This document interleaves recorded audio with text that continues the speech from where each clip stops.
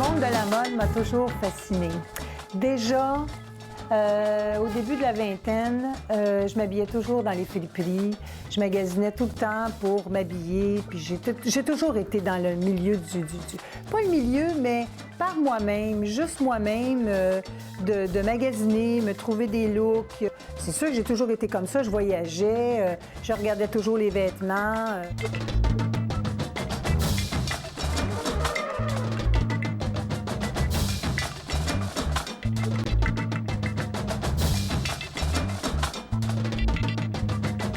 J'ai commencé à voyager. Ensuite, je suis arrivée à Berlin. Et c'est là que tout a commencé, en fait, parce que j'ai acheté une toile qui s'appelle Rixrax. C'est les débuts du graffiti, parce que j'ai habité Berlin de 80 à 85. Et Rixrax, c'est un conte fantastique du poète allemand qui écrit « Le frère du soleil », Rixrax der Sonnenbruder.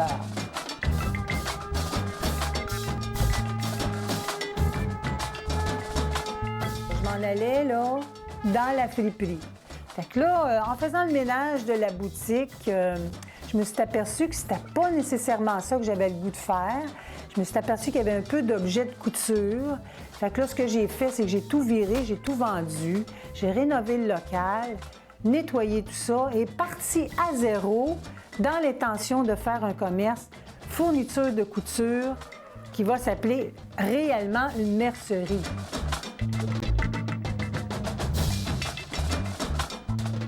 Un matin, j'ai allumé, j'ai dit, je vais faire un gros bouton sur la maison, au-dessus de la porte. Comme ça, bien, les gens vont savoir exactement ce que je suis. Alors, un artiste sculpteur que je connais bien, M. Régis Pelletier, je lui ai dit, Régis, qu'est-ce que tu en penses? Aimerais-tu me faire un gros bouton que je vais mettre sur la maison? Il m'a tout de suite dit oui. Sors-moi un bouton standard, le plus classique possible. Et c'est comme ça qu'il a créé mon énorme bouton que maintenant tout le monde a déjà vu à Montréal. Au coin Saint-Hubert-Guilford, c'est le bouton qui est un peu le radar. Tous les commerçants qui arrivent autour ici, ils disent toujours, j'ai même pas besoin de dire mon adresse. Ils disent, je dis, en face du gros bouton doré, là, au coin Saint-Hubert-Guilford. That's it, c'est ça mon adresse.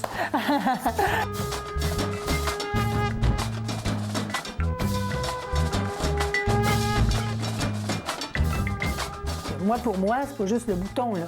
C'est la fourniture de couture en général. T'sais. Les fleurs, les plumes, la dentelle, le ruban, les brandebourgs, les boucles de ceinture, costumes, vêtements, chapellerie, tout ce qui englobe la création, sauf le tissu. Parce que le tissu, c'est un domaine à part. Je préférais me spécialiser de toute façon dans mon 600 pieds carrés dans la fourniture de couture mercerie.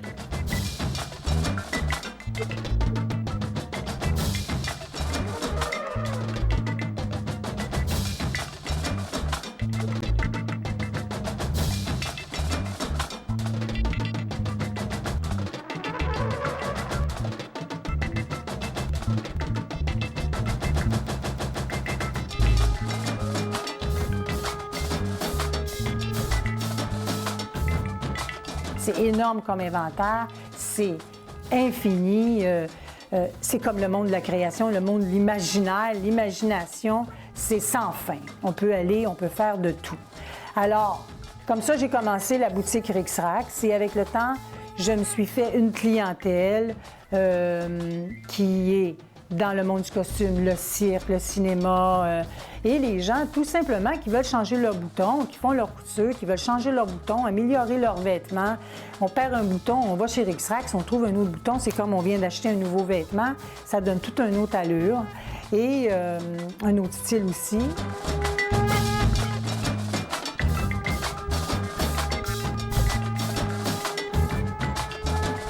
Je demande toujours aux gens, amenez-moi votre vêtement, amenez-moi votre bout de tissu, parce que c'est ça qui m'aide, qui m'inspire pour aller chercher dans le milliard de boutons que j'ai. Si j'ai rien ou que quelqu'un vient avec un bouton, je me dis, bon, ben là, qu'est-ce que vous voulez que je vous montre? C'est quoi l'outil? L'outil, pour moi, c'est le vêtement.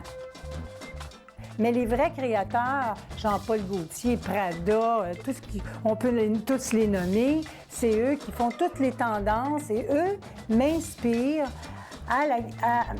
C'est eux qui m'inspirent. Quand je regarde une paire de chaussures, tout le style, toute la tendance qu'il y a là-dedans, c'est ça qui va me donner l'inspiration. J'emmagasine tout plein d'informations pour que quand la clientèle vient, c'est ça qui me donne les idées, c'est ça qui m'inspire pour leur donner des idées. C'est un endroit où les gens aiment venir s'inspirer. Ils vont venir acheter la majorité du temps parce qu'ils cherchent quelque chose. Ils ne vont pas venir au coin Saint-Hubert-Guilford pour rien. C'est évident qu'ils viennent chercher quelque chose et je suis là pour les nourrir, les inspirer, pour leur montrer mon stock, pour leur dire, bon, qu'est-ce que vous cherchez? Je les questionne, je leur demande, puis là, je les guide à travers mon inventaire pour savoir, pour pas qu'ils soient en train de regarder dans tel coin. Si c'est dans un autre coin, il faut que ça y aille plus vite.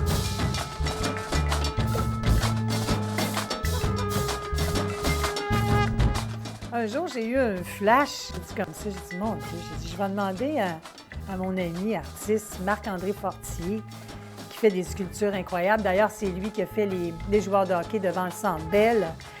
Je lui ai dit, j'ai dit, écoute, peux-tu me faire un bouton pour X-Rax? J'ai dit, puis j'ai dit, mais qu'est-ce que tu aimerais? J'ai dit, oh, moi, j'ai dit, j'adore les chaussures. Si j'avais pas une mercerie, moi, là, ce serait une boutique de chaussures. Il m'a fait une petite chaussure et que j'ai fait refaire en 6 couleurs différentes. Et ça, je les donne souvent en cadeau aux gens. C'est mon petit bouton à moi, il est unique. C'est le bouton de Marc-André Fortier, juste pour X-Rax. À travers les années, X-Rax m'a fait rencontrer beaucoup d'artistes. J'ai 2 belles grandes vitrines que j'offre aux artistes pour qu'ils présentent leurs œuvres et en même temps, ça me donne une belle visibilité et pour eux aussi, en même temps, ça leur montre, c'est comme une mini-galerie, mes vitrines pour eux.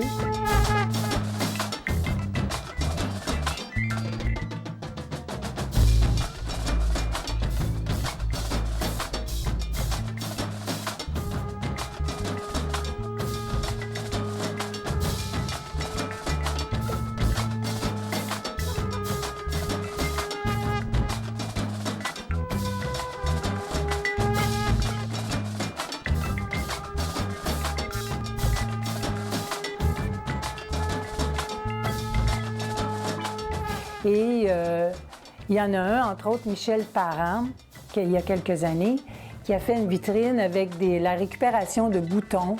Il faisait des lampes en boutons et c'était vraiment magnifique. Et entre autres, il y en a mis une ici, au-dessus de ma table de travail. J'ai plus jamais été capable de la laisser partir, ma lampe magique. Il l'a installée là, puis c'était comme s'il fallait qu'elle ne parte plus jamais de là. Je lui ai dit, je t'achète ta lampe. Écoute, je ne peux pas la laisser partir. C'est sa place. Présentement, dans mes vitrines, c'est mon neveu Roberto qui a créé 2 vitrines, 2 robes d'inspiration. L'année passée, il avait fait Inspiration Jean-Paul Gaultier. Cette année, c'est Inspiration Alexander McQueen. Et mon neveu Roberto, ça fait déjà 3 ans et demi qu'il travaille avec moi. Il étudie en mode et il a vraiment un don. Il est né avec un don, c'est certain. Il a déjà fait des vitrines à l'âge de 5 ans ici et il a été à l'école et puis finalement, il a étudié en décoration intérieure. Et là, il a décidé vraiment, là, cette année, de partir enfin en mode. Et puis vraiment, je veux dire, il est inspiré tout le temps. Et c'est le fun que je l'ai avec moi ici parce qu'on a une complicité incroyable, on s'entend super bien. L'autre jour, il me dit, écoute Juliette, tante Juliette, il m'appelle toujours tante Juliette. Il dit, tu te rends compte? Il dit, ça fait déjà plus que 3 ans qu'on travaille ensemble. Ils ont s'est jamais chicané, tu sais. J'ai dit, ben non, j'ai dit, Roberto, on s'entend tellement bien. J'ai dit, on se parle, puis c'est ça, c'est le fun, tu sais. Là, il est rendu à 19 ans, il a commencé à l'âge de 16 ans. Et puis, c'est ça, j'y souhaite un avenir dans le monde de la mode et de la création, un avenir d'abondance. Et tant mieux pour lui s'il réussit. J'espère tellement pour lui.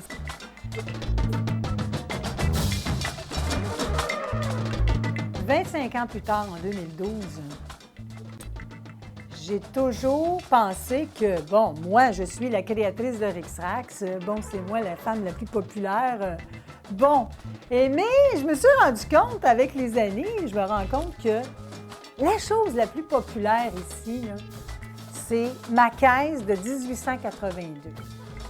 Ma caisse populaire, je l'appelle, parce que 1882, tout le monde m'en parle, tout le monde la regarde.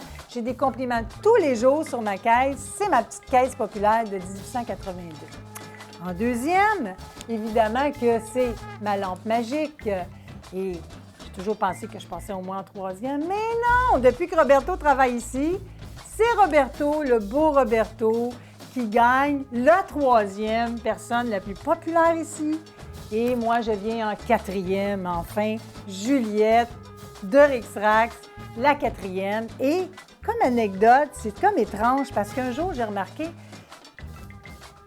en regardant ma caisse, qu'avant, à l'époque, ça allait jusqu'à 19,99. Et tout d'un coup, je me suis aperçue que les 2 4 seulement étaient enfoncés. Et je me suis dit, bien voyons, c'est bien bizarre ça. J'ai dit, moi, mon anniversaire, je suis une 4 du 4. Alors, chose étrange, mystère, la caisse était due, elle était dans le local toujours et on me l'a donnée en héritage. Voilà, c'est ma petite caisse populaire.